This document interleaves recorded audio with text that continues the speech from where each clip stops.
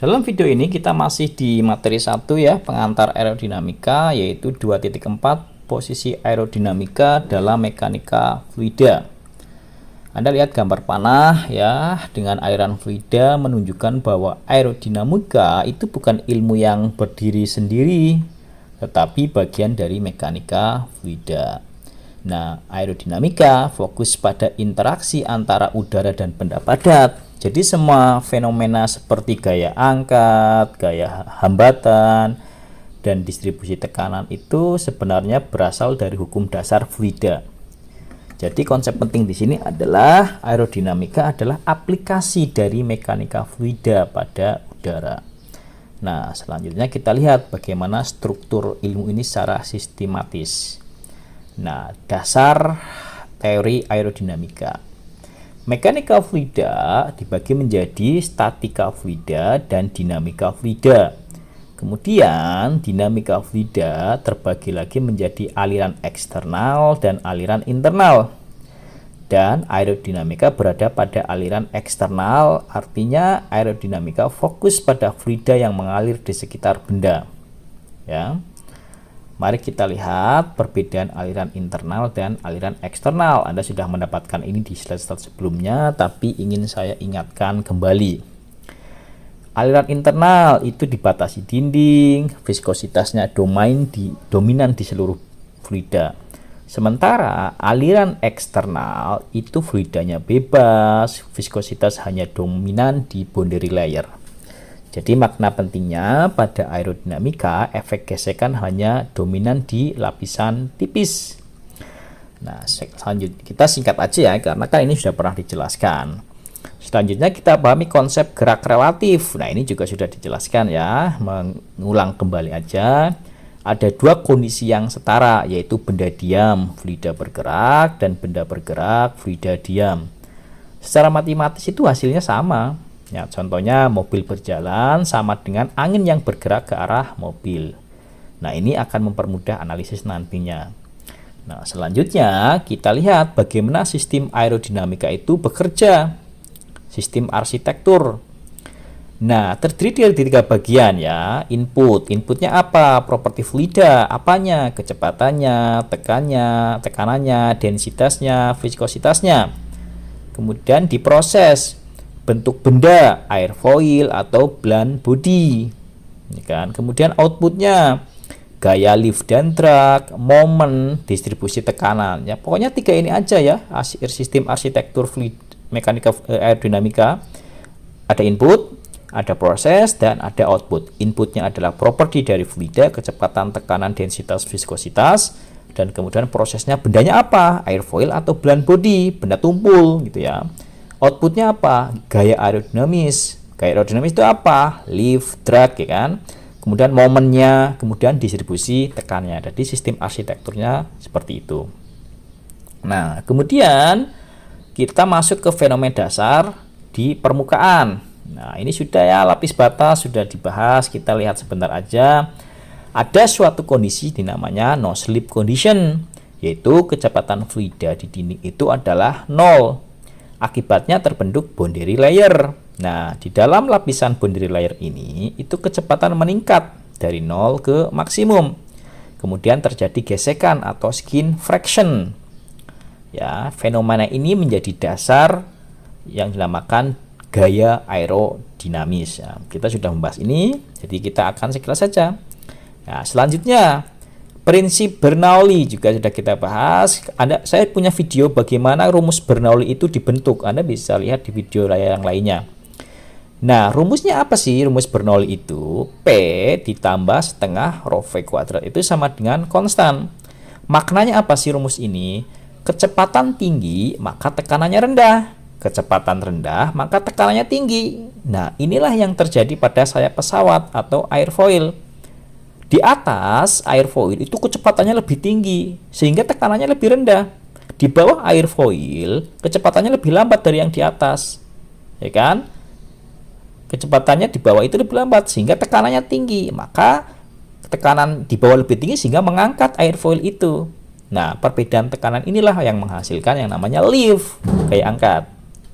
Oke ya. Nah, lift and drag akan kita lihat bersama. Ini juga sudah dibahas, kita akan sebentar aja membahasnya kan. Lift and drag. Lift itu tegak lurus ke arah aliran, ke atas. Drag itu sejajar arah aliran ke kanan, hambatan. Nah, resultan gayanya itu adalah kombinasi antara lift dan drag. Nah, maknanya adalah desain bertujuan memaksimalkan lift dan meminimalkan drag. Kecuali aerodinamika pada mobil, meminimalkan lift juga. Kenapa? Kalau angkat mobilnya kan traksinya nggak bagus, harus menapak istilahnya. Nah, lift ini juga bisa digunakan untuk menghasilkan energi. Pada mana? Pada turbin angin. Nah, misalnya ini ekstraksi energi lift. Rumusnya apa? P itu setengah rho AV pangkat 3. Nah, daya itu sangat bergantung pada kecepatan. Lihat pangkatnya 3. Artinya, sedikit kenaikan kecepatan, daya meningkat drastis. Nah, disebutkan juga ada namanya batas Betz, yaitu maksimum 59,3%. Tidak ada daya yang melebihi 59,3%. Oke, jadi ada batasan dari ekstraksi energi untuk turbin angin. Turbin anginnya sendiri nanti punya efisiensi lagi, jadi turun lagi. Nah, kita lanjutkan ke drag pada kendaraan. Ini sudah dibahas, kita bahas lagi sebentar karena ini penutup dari bab materi 1. FD, gaya drag itu sama dengan CD kalikan setengah rho AV kuadrat. Drag itu meningkat kuadrat terhadap kecepatannya. Nah, grafik menunjukkan kebutuhan daya meningkat. Nah, separasi aliran di belakang mobil itu meningkatkan drag. Itu adalah WACC. Itu adalah tekanan rendah. Karena perbedaan tekanan di depan dan di belakang sangat tinggi, timbullah drag. Nah, fenomena ini juga terjadi pada bangunan. Nah, kita lihat di struktur bangunan. Bangunan itu mengalami yang namanya vortex shedding. Jadi, vortex kumpulan vortex ya. Dan bangunan mengalami yang namanya beban dinamis. Nah, beban angin, wind load. Nah, rumus sederhana P itu V pangkat 2/16. Semakin besar kecepatan angin, ketekanan itu meningkat drastis. P-nya meningkat karena V-nya.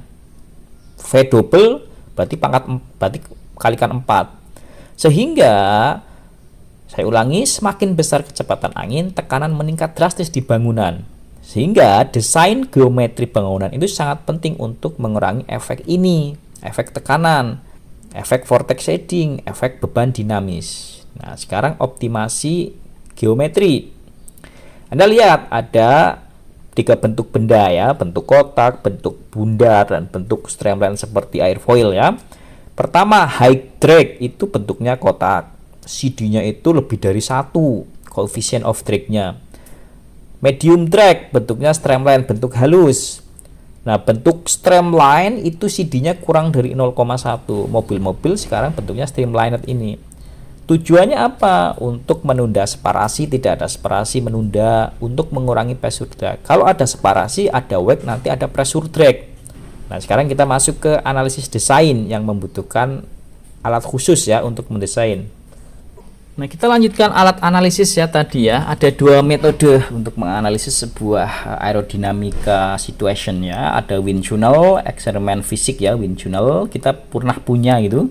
Kemudian ada CFD, simulasi komputer. Nah, CFD itu memungkinkan visualisasi aliran itu tanpa eksperimen langsung. Jadi hanya di depan komputer kita tahu aerodinamikanya. Oke. Jadi kita ada 2 alat analisis, fisik dan digital. Fisik itu wind tunnel, digital itu CFD. Wind tunnelnya pesawat itu besar sekali, lebih besar dari pesawatnya tentu saja kan. Oke, sekarang kita lihat di skala makro dan mikro.